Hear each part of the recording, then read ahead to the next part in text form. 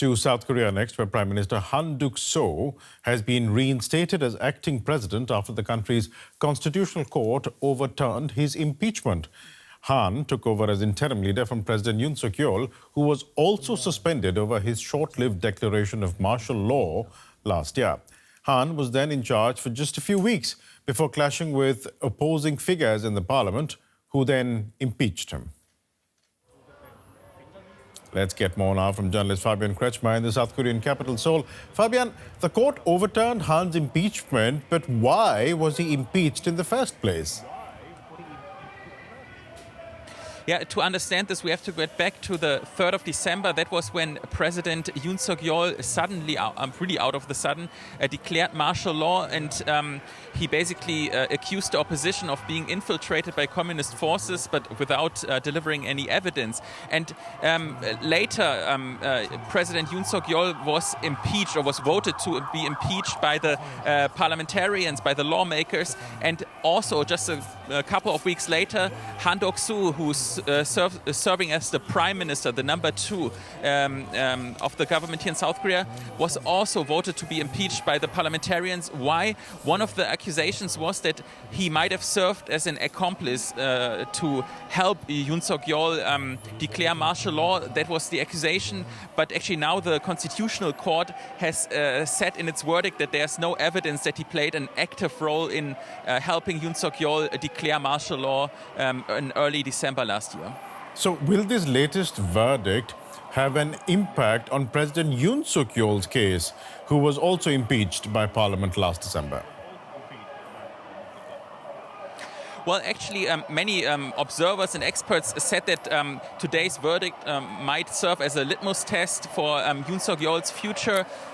But actually, if you look closer at the verdict, what the Constitutional Court said today, they only said in the verdict that Han Duck-soo, the Prime Minister, did not play an active role in helping Yoon to declare martial law, but it did not say anything about the decision itself by Yoon Suk Yeol to declare martial law, whether that was unconstitutional enough to justify an impeachment. So I would say that Yoon Suk Yeol's political future is still quite left in the open, and we don't know yet when the Constitutional Court will issue a verdict on him, but it is widely expected to still happen within this week or maximum next week. A lot has happened since last December. Does South Korea continue to remain in political turmoil, or has some sense of stability returned? No, I would say the stability is not back yet, rather the opposite. The closer Yoon Suk Yeol's verdict is approaching, the more heated the demonstrations are, the debates are. I mean, this country is really politically divided, and basically there's a heavy police presence in downtown Seoul. Why? Because they want to prevent, on the day of the ruling by the Constitutional Court about Yoon Suk Yeol's future, many fear for the worst, that there might be some violent outbreaks. So I would say there's no stability yet, and I think it will only come in the next couple of months. We'll leave it there for the moment. Journalist Fabian Kretschmer joining us from Seoul. Thanks very much. And earlier, we spoke to journalist Joon Ha Park in Seoul. He explained why Han was impeached in the first place. So the acting president, Han Duck-soo, he deferred appointing 3 constitutional court judges during the first days of his acting presidency, just after Yoon Suk Yeol's impeachment last December 14th. And he cited a historical precedent and procedural integrity to the National Assembly. He argued that appointing justices without a bipartisan agreement would violate the long-standing constitutional norms. Right, so we have a verdict now from the Constitutional Court, but will this have any impact on President Yoon Suk Yeol's case, who was also impeached by Parliament last December?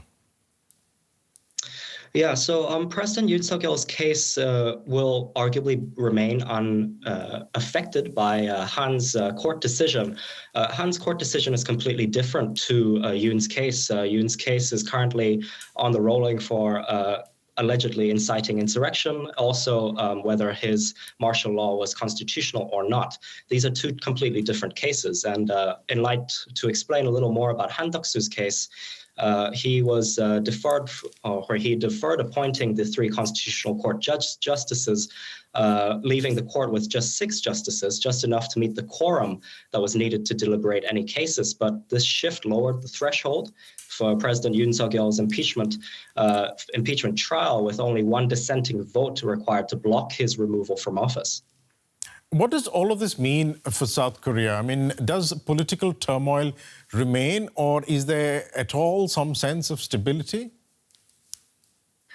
At the moment, quite frankly, no. I think that to answer your question on stability, it's made things a little more unstable in terms of political sentiment. The opposition has respected the decision of the Constitutional Court to uphold or to dismiss Han's impeachment and reinstating him in office for the time being. However, they've pressured Han Duck-soo to deliberate with the last 9th justice, who is still waiting to be appointed to the Constitutional Court bench. And it's still a wait-and-see approach from the government to see whether they will appoint that last justice or not. Journalist Joon Ha Park speaking to me from the South Korean capital, Seoul. Thanks very much. Thank you very much.